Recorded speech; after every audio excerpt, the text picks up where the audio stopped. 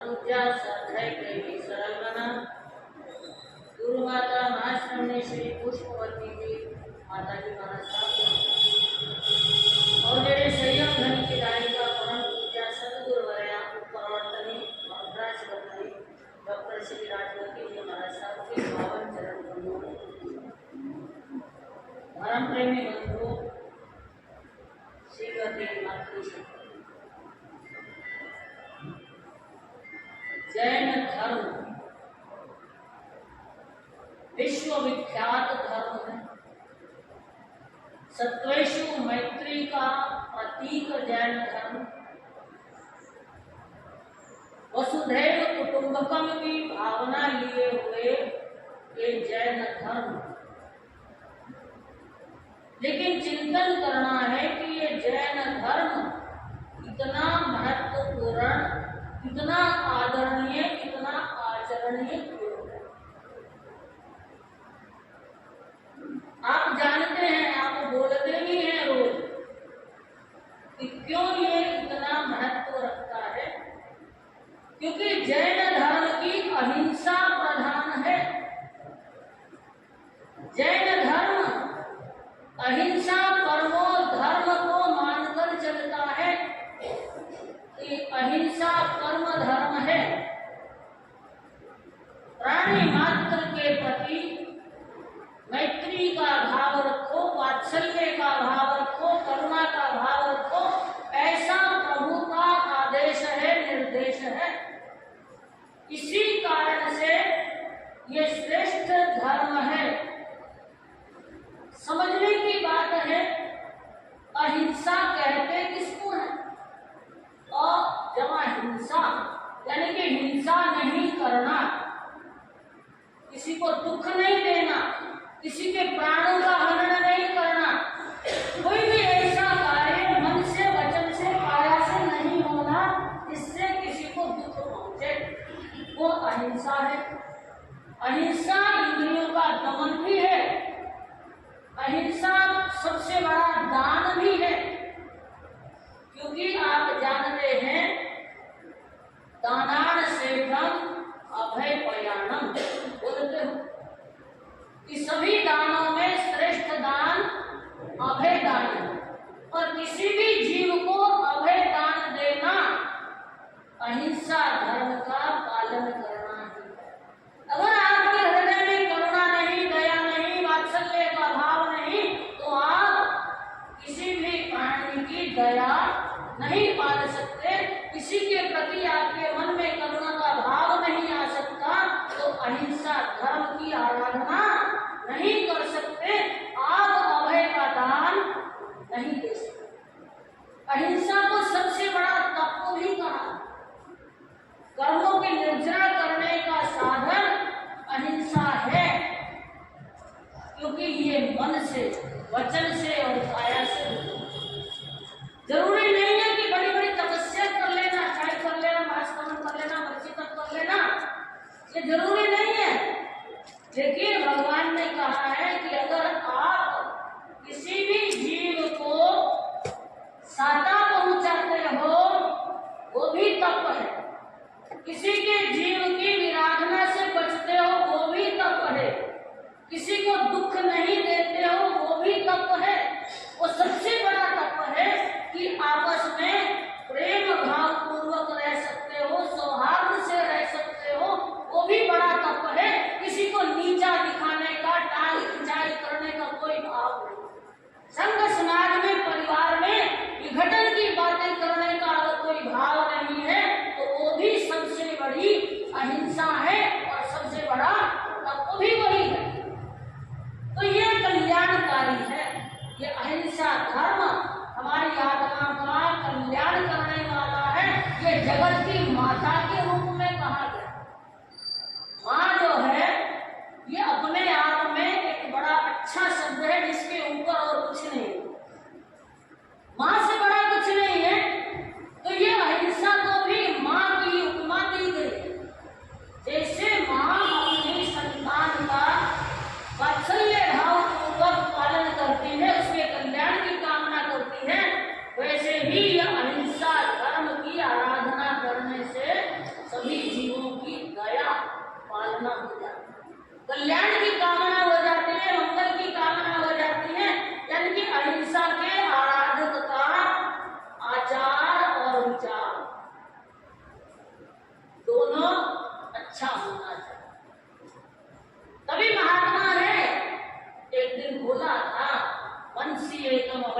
एकम कर्मणि एकम आत्मानाम।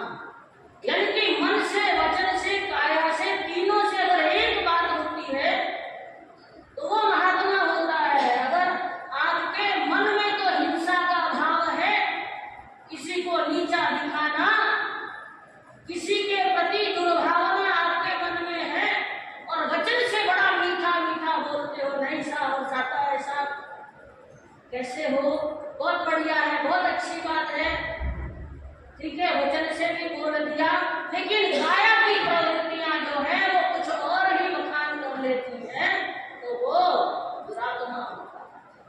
तो जो मन का अच्छा भाव है, वचन से भी वही बोला जाता है और काया से भी जीवों की विराधना से बचा जाता है, तो अहिंसा धर्म की पालना होती है। आपको प्रतिक्रमण याद नहीं।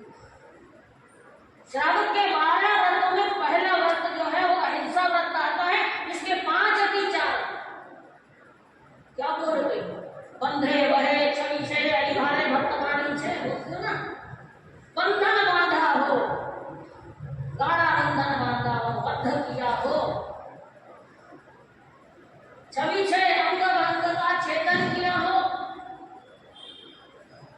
अरिभारे अधिक भार लादा हो, एक बार में ही ये सारा सामान ले जाओ, दूसरा चक्कर, दूसरी बार पैसा का भुगतान नहीं करना पड़े, पैसा बचाने के चक्कर में अरिभारे भी हो जाता है। जरूरी नहीं किसी पशु पर लादना है, आजकल ये पशुओं पर लादने का काम कम हो गया है, इंसानों के द्वारा जो है वो भार उठवाया जाता है, लेकिन तरह तरह की बातें करके आप अपना लाभ सोचते हैं और किसी की क्षमता नहीं है तो भी अरे खाता है, खाए, जितनी ताकत तो है, हाँ इसको ले जा, अरिभारे अधिक भार भरना और भट्टवाणी पीछे, ये तो हमारा रूटीन का काम हो गया। अभी एक उदाहरण समझेंगे, अरिभारे भट्टवाणी पीछे जाओ, यानी कि आहार पानी का छेद कर देना, रोक देना।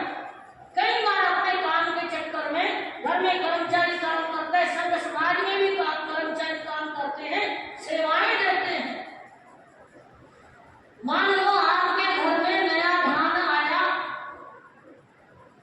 सुबह सुबह आपने अपने सेवक को, कर्मचारी को बिठा दिया, लो भाई इसको साफ करो, और साफ करके कोठार में भरना है, 5-7 बोरी है, अब वो करने लग गया, आप निगरानी कर रहे हैं उसकी, 4 बोरी साफ कर ली, 1 बच गई है और भोजन का समय हो रहा, उसको भूख भी लगी है। सुबह आते ही आपने एक चाय का कप पिला दिया उसको और सोचा कि अब ये काम कर लेगा फटाफट। वो काम कर भी रहा है, लेकिन 4 बोरी धान उसने साफ कर लिया और आप सोचते हैं कि 1 बोरी बचा है, खाने का समय हो गया, उसको भूख लग रही है, सुधा वेदनी है, दिन उदय में आया हुआ, लेकिन आप क्या कहते हैं, आप कहते हैं कि ये बिखेरा सिमट जाएगा, भोजन बाद में कर लेना। रोज ही करता है भोजन, कोई आज नया थोड़ी ना कर रहा है, रोज करता है, आज थोड़ा लेट छीन लेगा तो क्या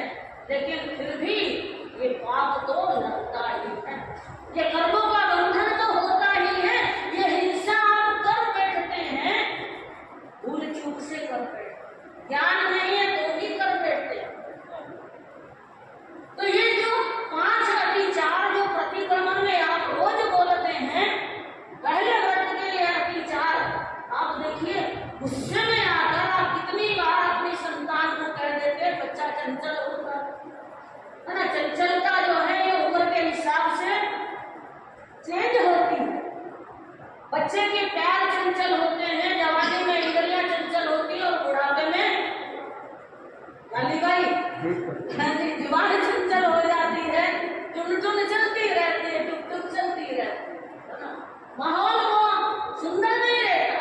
तो बच्चा जो ज्यादा चंचल है, ज्यादा शरारती है, टिकता नहीं है, नया नया चलना सीखता है और गेट के बाहर की तरफ भागने का प्रयास करता है। तो ये माताएं, ये दादी साहब क्या बोल देती हैं, अब के अगर बाहर गया पहली चलागा तो टांग तोड़ दूंगी।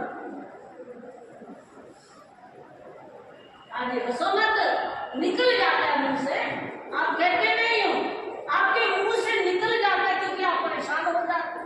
घर का काम पड़ा है, करना नहीं, करवाते हो आजकल। करना है मतलब आजकल की जो जनरेशन है वो अपने हाथ से काम कम करवाती है, या ऐसे ऐसे साधनों का उपयोग है कि एक खटका दबाया, स्विच दबाया, काम हो गया। वो काम करवाने में आपके बाधा पड़ रही है और आपके मुंह से निकल जाता है। आपके भीतर सुरक्षा की भावना भी हो सकती है, डराने का भाव भी हो सकता है, लेकिन फिर भी कर्मों का बंधन तो टांग तोड़ने का भाव याद रखो। अगर चिंतन आपने, पुण्य मैया ने कल भी बोला था कि 24 घंटे में कोई ना कोई समय ऐसा शुभ होता है, हमारी जिह्वा पर सरस्वती विराजमान होती है, आपकी वाचा फल जाती है। और मान लो आपकी वाचा फल गई, आपने बोला कि टांग तोड़ दूं और टांग टूट नहीं बचेगी, तो बताओ दुख किसको? दुख भी आपको ही होगा ना, उस समय आंसू भी आ जाते। तो कहने का मतलब ये है कि मन से, वचन से, काया से, ये तीनों से हमें अहिंसा धर्म के प्रति सदैव जागरूक रहना, जानना है। अगर ऐसा कभी पाप हो जाता है तो रोज का रोज जो है प्रायश्चित कर ले, हमेशा प्रायश्चित करके शुद्ध हो जाना चाहिए। भूल के लिए, प्रमाद के वशीभूत होकर कभी जुबान निकल जाती है, क्योंकि जान लेना कि अहिंसा धर्म अनादिकाल से चला, अनादिकाल से ये चलता आ रहा है, ये शाश्वत धर्म है। छह काया के जीवन की अनुकंपा करना, दया करना, पालना करना, ये सब अहिंसा ही है। प्राणी हिंसा से बचने का सदैव प्रयास करना चाहिए, नहीं तो ये घोर नरकों में ले जाने वाली है। त्रस्त जीवों की संकल्प जा हिंसा, संकल्प करके मारना करते हैं ना, स्थावर जीवों की बिना प्रयोजन हिंसा। कोई कुछ बिगाड़ नहीं रहा है आप, लेकिन हमारे क्रियाकलाप कई बार असावधानी पूर्वक हो जाते हैं। चल रहे हैं रास्ते में, पत्ते तोड़ते जाएंगे, आराम से कोई श्वान बैठा है घर के दरवाजे के बाहर बैठे, आपको कुछ नहीं कह रहा है, कुछ कह नहीं रहा है, लेकिन फिर भी देखो इशारा कर रही है, लाठी मार देते, फटकार देते, पैर से ठोकर मार देते। गंदगी करेगा, अभी तो साफ सफाई करी है, अभी साफ सफाई करी है, अभी फिर गंदगी हो जाएगी। तो इस तरह के जो हमारे क्रियाकलाप हैं, घर में काम करते समय, रसोई में काम करते समय, कर्मचारियों से करवाते समय, बार बार मैं रिपीट कर रही हूँ कि सेठानियां हैं, हाथ से काम कम करती करवाती हैं, तो करवाते समय भी थोड़ा सा जागरूक रखना, उन काम करने वालों को भी ये विवेक दे देना कि आप किस घराने में काम कर रहे हो। आप एक जैन धर्म के अनुयायी के घर में काम कर रहे हो, तो थोड़ी बहुत, जैसे आप उसको गोचरी पहराना सिखाते हो ना, वो नीचे कर लो। कर्मचारियों को गोचरी पहराना आपकी गैर हाजिरी में या आपके अशुद्धता होते समय आप कर्मचारियों से, सेवादारों से गोचरी पहराने की बात कर लेते हो, तो उनको अहिंसा धर्म की पालना करने की बात भी समझा दे। पहले समझाया करो कि घर में काम कैसे करना, ताकि जीवों की विराधना से बचा जा सके। संसार में लाखों वनस्पतियां हैं, उनसे भी कितनी काम आती, जितनी काम हमें इतना ही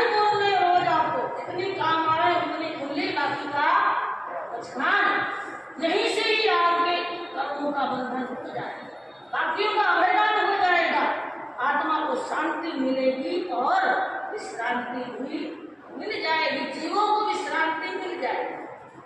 याद करो, ये अहिंसा धर्म जो है ये हमारे नर्क के बंधन भी तोड़ने वाला है।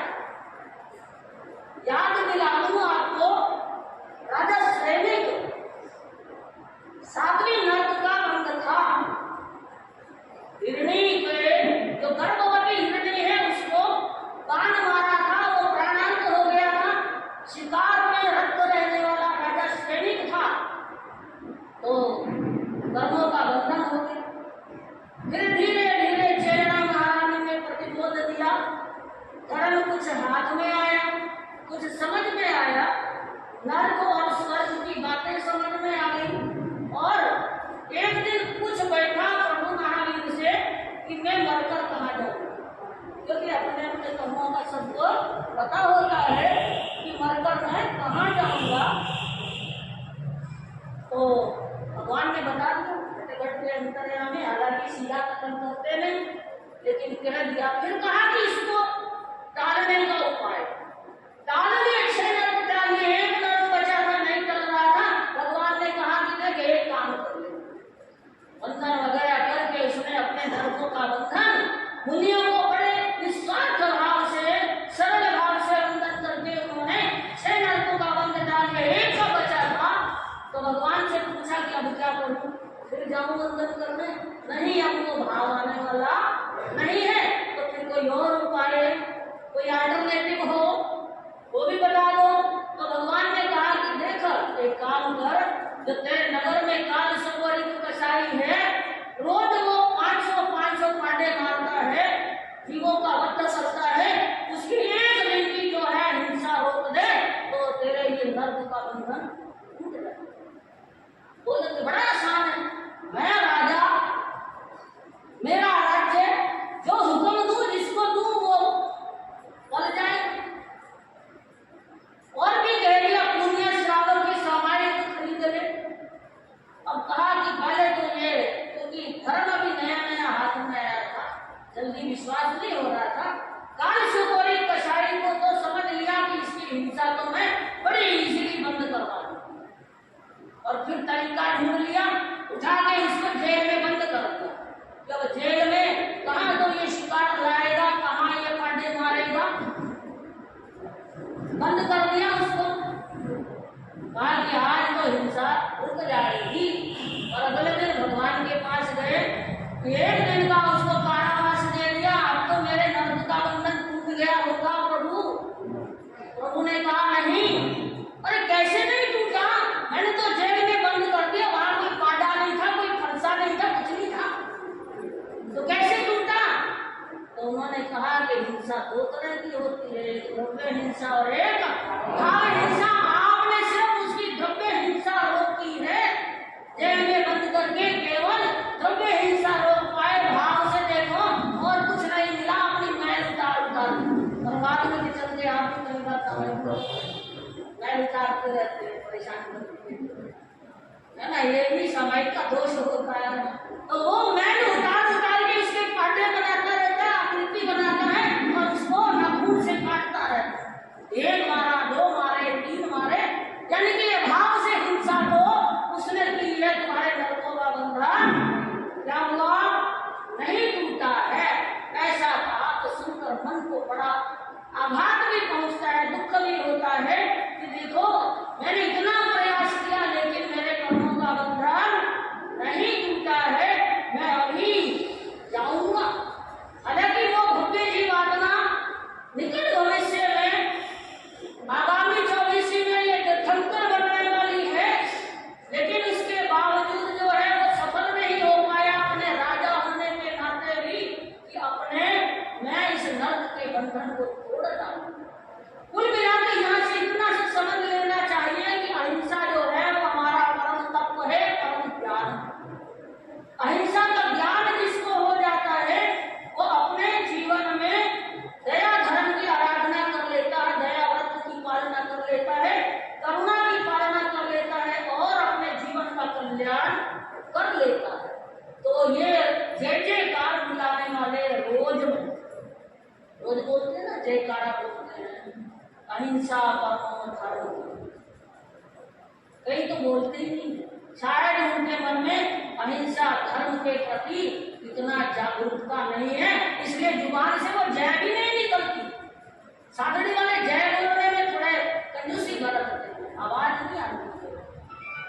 तो थोड़ा सा समझा करो, समझा दिया करो हमारे को कि वाकई में ही अहिंसा धर्म जो है सर्वसम्मत धर्म है, सभी धर्मों का सार जो है वो अहिंसा धर्म है। और जो इस धर्म की पालना कर लेता है, जो इस धर्म का आराधन कर लेता है, शाश्वत धर्म की पालना कर लेता है, तो वो अपनी आत्मा का कल्याण कर लेता है। और अगर नहीं जाना, नहीं समझा, छोटे छोटे बातों में भी अगर आपने जीव रक्षा का ख्याल नहीं रखा है, चाहे वो अपराधी है चाहे वो निरपराधी है, और शोक के लिए असावधानी से जीवों को हम मारते हैं, घात पहुंचाते हैं, तो अगर ऐसा करते हैं तो उसके रौद्र रूप जो है वो हमें भुगतने पड़ते हैं, उसका भुगतान करना पड़ता है। और वो काल सकोरी कसाई भी इसकी चर्चा चली थी, उसको भी 7वीं मर्द का मेहमान होना पड़ा, जिससे एक दिन की हिंसा बंद कराने से राजा श्रेणी के नर्क का बंधन टूटने वाला था। इसलिए ज्ञानियों ने कहा परोपकार करो, अभेदान दो, जीवों की विराधना से बचो, प्राणी मात्र के लिए शुभ भावनाएं भाओ। खाली मुंह से नहीं, है ना, बोलना और वैसा करना भी चाहिए। और जो जो आत्माएं इस धर्म में प्रवेश कर लेती हैं, तो जरूरी नहीं है कि बड़ा बड़ा तप करो तभी आपका धर्म होगा, 10-11 सामायिक कर लो तो ही धर्म होगा। लेकिन वो हमारी भीतर की जो भावना है वो अहिंसा की भावना रहनी चाहिए, करुणा की भावना रहनी चाहिए। अनेक अनेक महान विभूतियां हैं जिनको हम सुनने वाले हैं, कभी परीक्षणों में सुनेंगे या प्रसंग के अनुसार आप धर्म रुचि अनुसार की दया भी सुन लेंगे, गज सुकुमार की सहनशीलता को भी सुन लेंगे। कितनी कितनी जीवात्माओं को आप सुनेंगे, और सुना है, सुनते आ रहे, जब से जन्मे हो तब से सुनते आ रहे हो, लेकिन सुनते सुनते कितना परिवर्तन किया, कितने अपने जीवन को निखार पाए, कितना अपनी आत्मा का कल्याण कर पाए। ये स्व का चिंतन स्व के लिए है। चिंतन करोगे, कुछ सुधार करोगे तो आनंद पाओगे, सुख पाओगे इस भाव में भी, और आगे भी ये सुख का साधन अपने अच्छे कर्म के रूप में, पुण्य कर्म के रूप में भव तक आपके साथ चलने वाला है। तो प्रयास रहे इस धर्म की जय जयकार करते हुए अपने भीतर में भी उसको रोम रोम में बसाने का प्रयास करें। ऐसी मंगल भावना के साथ पृष्ठ संख्या 21 21 गीत हम गाए प्रेम से सुनाए, सत्य अपनाना हो, केवल सुख पाना हो, सत्य अपनाना हो, केवल सुख पाना हो। संगठन में भक्ति है, संगठन में शक्ति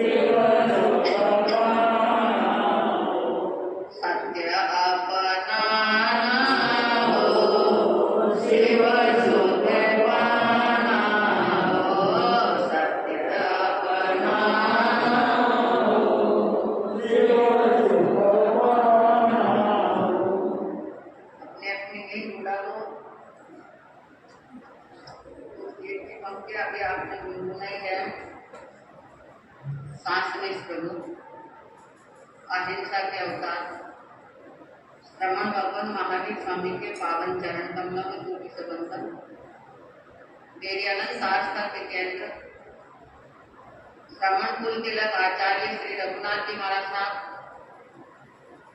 परम पूज्य गुरुदेव गुरुनिधि महाराज साहब और परम पूज्य गुरु माता मां श्रवणी माता जी पुष्पवती जी महाराज साहब के पावन चरण कमलों में कोटि से बंधन। धर्म प्रेमी बंधुओं, शीलवती माताएं, अभी पंक्ति आपने बोली थी सत्य अभिमान। सत्य में बहुत बड़ी शक्ति है और सत्य का निवास कहाँ पर है? कहाँ पर है ना? तम सत्यम तू भगवान, सत्य ही भगवान है और सत्य का निवास अपनी आत्मा में है। आत्मा हमेशा सत्य को स्वीकार करती है, झूठ को कभी भी स्वीकार नहीं। इंसान कोई पाप कर भी लेता है पर आत्मा उस पाप को कभी भी स्वीकार नहीं करती। संस्कारवान व्यक्ति होता है, वो पाप करके भी अपने आप में सुधार कर लेता है, भविष्य में कभी भी पाप करने का प्रयत्न नहीं करता। गौतम सेन राजा को आप सुन रहे और सरस्वती जिनको महल में चढ़ा दिया गया, विकट परिस्थिति जानते हुए पद्मासन लगा करके प्रभु परमात्मा का नाम लगा दिया और संकल्प क्या किया, इस उपसर्ग से जब तक मेरा बचाव न हो यह कपाट खुलेंगे नहीं, दरवाजे खुलेंगे नहीं और मैं अन्न जल को ग्रहण ऐसा दृढ़ संकल्प जिनका। छिन्नु नृप छोनीस को अर्ज करी एकांत, काम पूरा स्वामी किया पड़ी घड़ा मन प्राण। वाने बिन नृप अवज्ञा रूठ गया निज गांव, सलाह विचारे एक थल कैसे सुधरे काम। आपने पहले सुना था, याद होगा, गौतम सेन राजा की अधीनता में कितने राजवी? छिन्नु राज। छिन्नु राज उनकी अधीनता को स्वीकार किए हुए तो थे और राजा अन्यायी हो गया। छिन्नु राजवी भी मिल करके राजा के पास में पहुंचे, एकांत में जाकर के सलाह दे रहे हैं, हे नाथ, ऐसा बुरा कार्य आपने जो किया है, अनेकों अनेक व्यक्तियों के मन में भ्रांतियां खड़ी रह गई है, विरोधाभास का काम हो गया है, ये बहुत बुरा काम है। हे नाथ, आप मालिक हैं, अभी भी कुछ नहीं बिगड़ा है, अभी भी अपने आप में संभल जाइए। ये बात सुनते ही आप बबूला हो गया, क्योंकि जो असुचि सुख का अभिलाषी होता है वो अपना ज्ञान पूर्ण रूप से भूल जाता है। आग बबूला हो करके छिन्नु राज्यों से रूठने का काम हो गया। नाराज उनसे होते हुए आदेश दे दिया कि तुम यहाँ से चले जाओ। तुम कौन होते हो मुझे सुधरने की बात कहने वाले? क्योंकि मैं कौन हूँ? राजा हूँ। ये मैं आ गई तो बुरा कार्य जो किया गया, आखिर वे छिन्नु राजवी वहां से चले गए और एकांत में बैठ करके आपस में सोच रहे, विचार कर रहे हैं। छिन्नु राजवी आपस में मंत्रणा कर रहे, क्योंकि कोई भी कार्य होता है ऐसा तो उसके लिए मंत्रणा की जाती, आपस में सोच रहे कि अब क्या करना चाहिए, कैसे सुधार हो सकता है।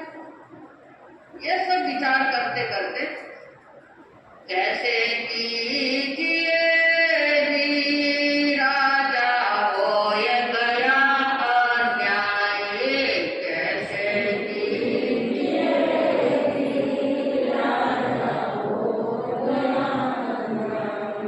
जनपद का संहार हो गया, श्राप सती का कोटा, अभयस चारों तरफ पड़ेगा और राज में टोटा, कैसे कीजिए राजा होय गया। इधर उज्जैनी का वह राजा तीना भोग लगाई, छिनो नृप के खून करे देखा, लाओ दूत तुम जाए, कैसे कीजिए होय गया अन्याय। दूत जाय सबको दी सूचना, नई आपत या आई, पहुँच सका उसको नाहि सरे, गए मन में घबराई, कैसे कीजिए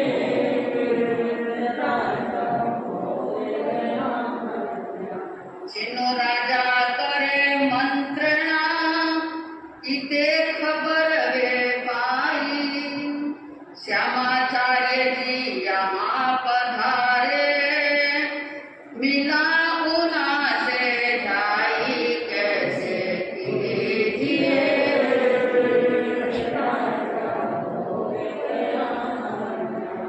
अचरज पे जाकर सारा, बोले शीस झुकाई, कृपानाथ क्या करना ठाना, वक्त बुरा दर्शाई, कैसे कीजिए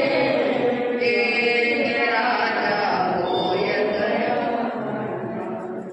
कहे काल का चार्ज सुन लो, उस पे करो चढ़ाई, मैं जीतूंगा जंग सच कहूँ, अगुआ बन कर भाई, कैसे कीजिए राजा होय गया अन्याय, कैसे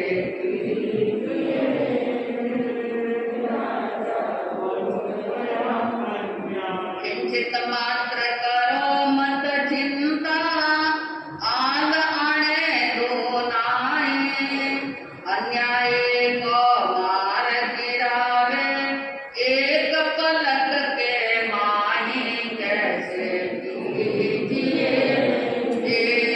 राजा होय गया। हिम्मत धर कर ले संग लश्कर, चढ़े उज्जैनी काई, दूतों को दूतकार निकाले, ढाल पाँच निवाए, कैसे कीजिए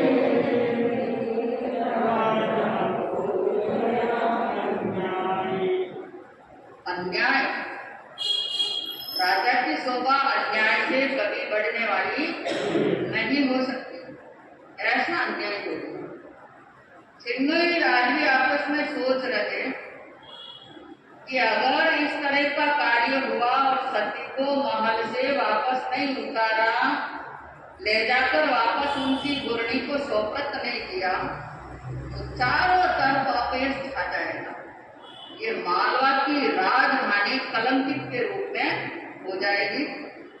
किस तरह से बचाव किया जाए और सती का श्राप बहुत बुरा, इससे ये सारा देश में हो जाएगा, मालवा की राजधानी हो जाए।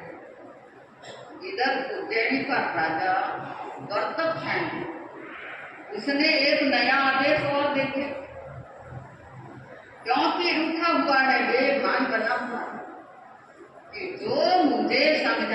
के लिए छिन्नु राजी आए, मैं राजा हूँ और मेरे सामने इस प्रकार की बात करी, तो आज कार्य ऐसा हो, ये दूतों शीघ्र ही तुम जाओ सैनिकों और छिन्नु राज्यों के कलेजे का खून लेकर के आ जाओ।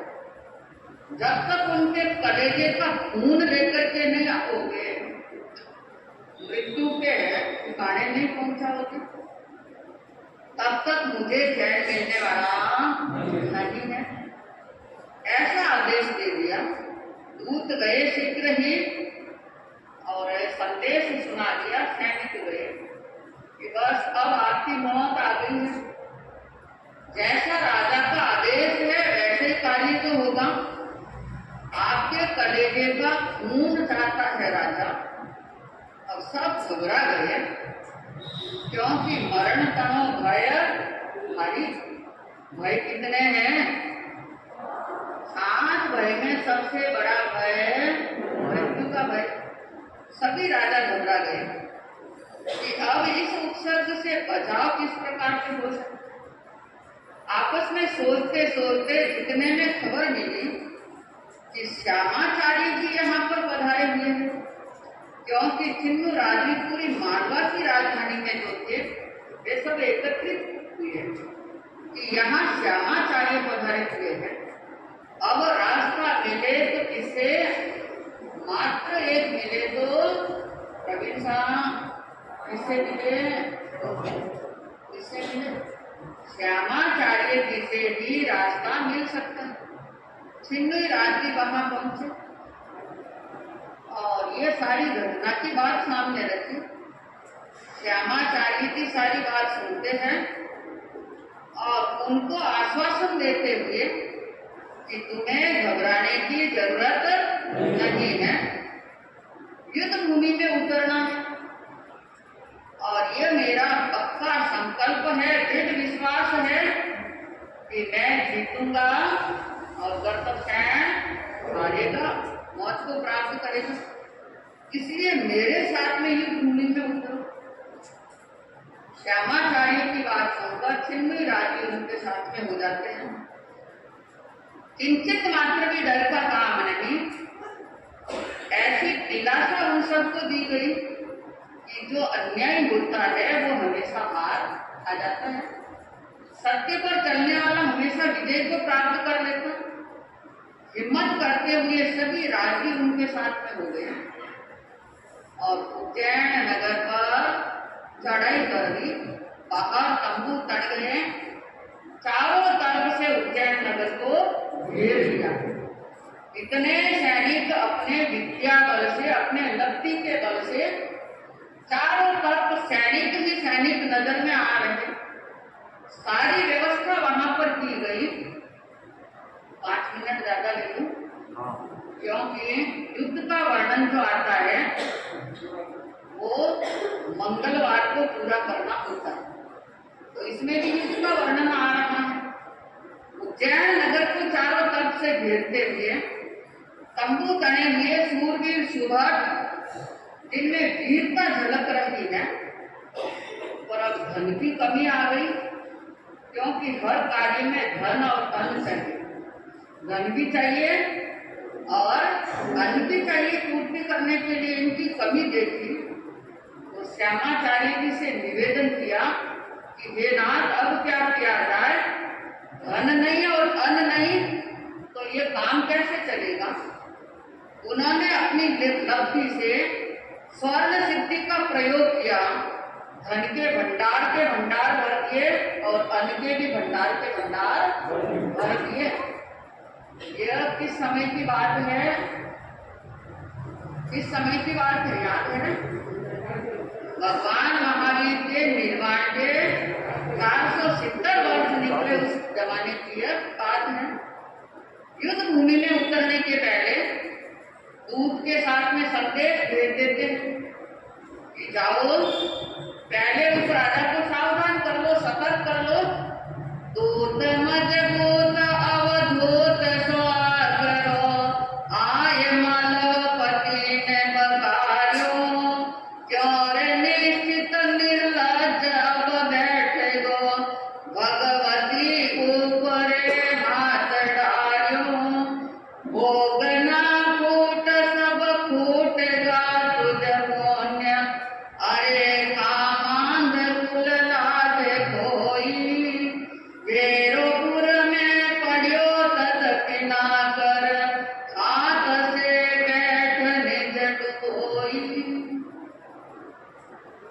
दूत जाकर श्यामाचार्य जी का संदेश देता है कि ये संदेश आपके लिए आया हुआ है।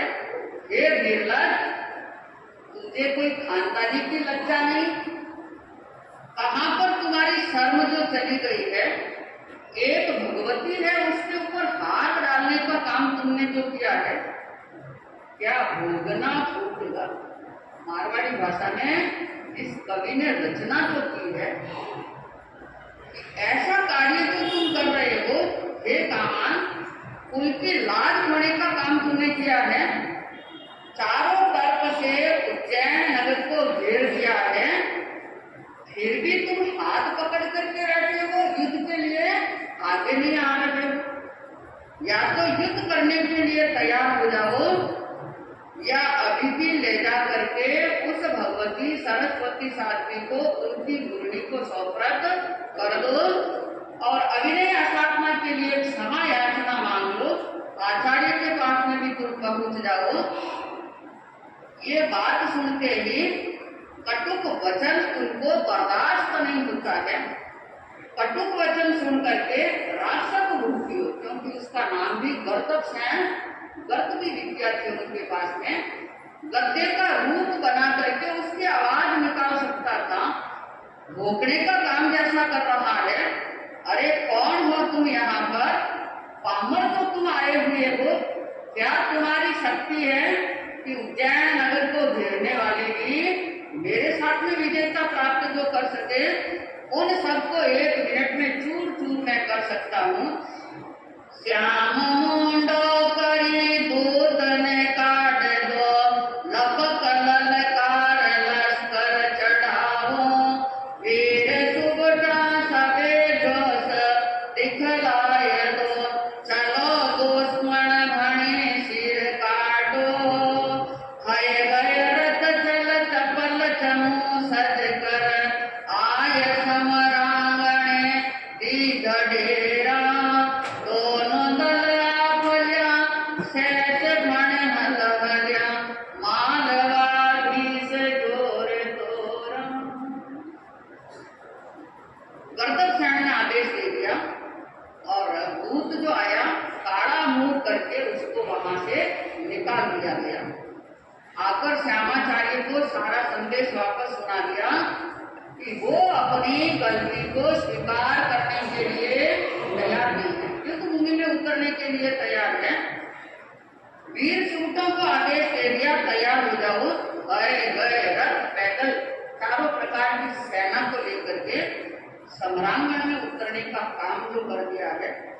सिंह के समान दाढ़ते हुए दोनों ओर से जूझ रहे हैं, क्योंकि गर्दभ सेन के पास में भी शक्तियों की कोई कमी नहीं थी, रावण के पास में भी कोई कमी थी।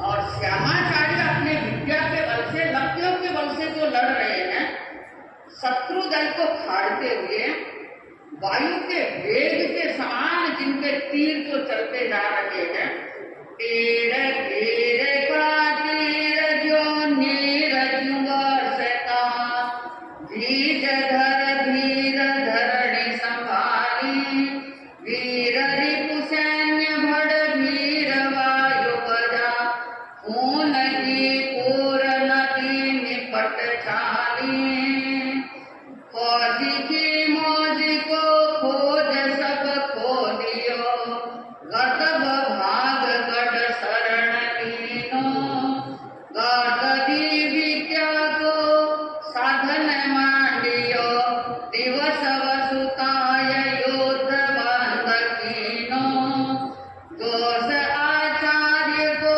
देख सब दंग भेद, मालवराय जो मान भांग्यो, मिश्री मुनि ढाल समतट खड़के रची, लंपट लोक में खूब लाजो। फौज दोनों ओर से लड़ रही है, इधर पहले छिन्नू राजवी और उधर से सैनिक, लेकिन ऐसे बाण चल रहे हैं कि वो छिन्नू राजवी भी पीछे हो रहे, सैनिक भी पीछे हो गए। अब दोनों का युद्ध चल रहा है, इधर से श्यामाचार्य और उधर से गर्दभ सेन, और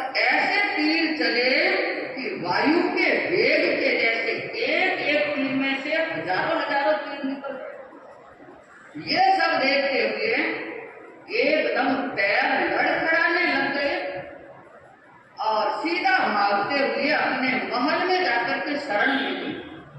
युद्ध का नियम होता है कि जो युद्ध भूमि से भाग जाए उसके साथ में युद्ध नहीं किया जा सकता है। महलों में पहुंचने के बाद में एक संदेश भेज दिया कि 8 दिन तक युद्ध स्थगित रहेगा, उसके बाद में मैं युद्ध भूमि में उतरूंगा। श्यामाचार्य ने बात को स्वीकार कर ली, क्योंकि श्यामाचार्य को पता नहीं था कि इनके मन में क्या कूटनीति भरी हुई है। यश कर दिया। इधर छिन्नरात्रि जब श्यामाचार्य हाँ कर देते हैं तो सभी घबराने लगते हैं कि अंदाता बहुत बड़ा अकृत कार्य हुआ है, क्योंकि इनके पास में गर्दवी विद्या है। ये 8 दिन तक गर्दवी विद्या का साधन कर लेगा और ये विद्या साधने के बाद में जिसके कानों में इनकी आवाज गिर जाएगी वो सारे धराशायी योगी पर हो जाएंगे। तो कैसे विजयता प्राप्त करेंगे? युद्ध स्थगित हो गया। श्यामाचार्य जी सोच रहे हैं। सुनेंगे आगे इस कथानक को, इतिहास की बात को और आप चिंतन करना। आज के इस कथानक को सुन करके कि वीर योद्धा जो होते हैं वो धर्म की लाज रखने के लिए, शान रखने के लिए कभी वो घबराते नहीं हैं, अपना शीश देने के लिए भी तैयार हो जाते हैं, लेकिन धर्म की रक्षा करते हैं। ऐसे ही सच्चिंतन सबका रहना चाहिए। आज सभा के मध्य में बदनौर निवासी यहाँ पर उपस्थित है, मंत्री जी, अध्यक्ष जी, और बदनौर क्षेत्र से